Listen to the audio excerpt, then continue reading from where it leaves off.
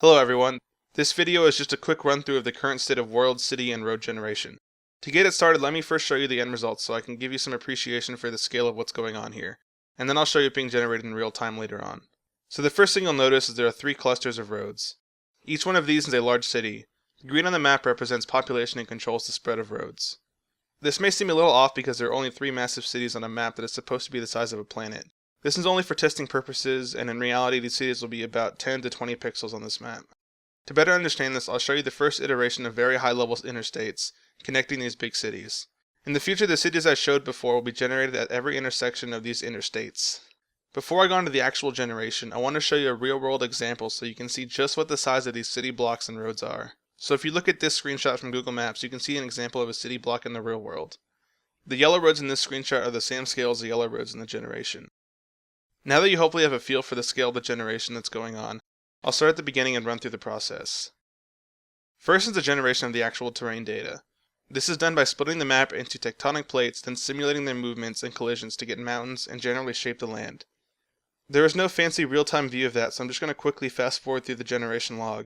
There are a number of steps to this process that I won't go into more detail on, but I put a ton of work into this first part of generation, and I think it makes some good-looking planets, at least for now. So once we have the map, we can start making cities.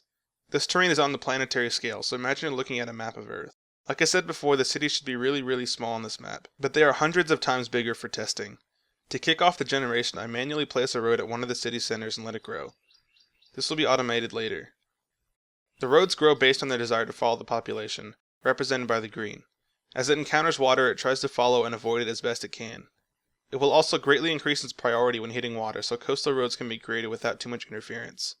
In addition to the water avoidance, it will try to move around mountains and favor places that are more flat.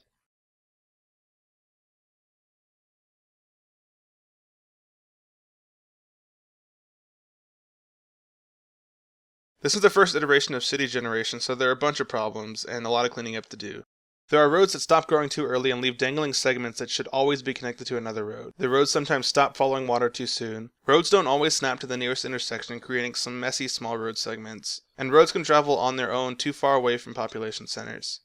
These will all be fixed in future iterations, but I think it's okay for now. I also don't want to spend too much time on refining the road generation until I start testing the roads in the actual game. Because you may say, well yeah, that looks like a good city layout, but you really don't know how good it is until you see it in the game with buildings.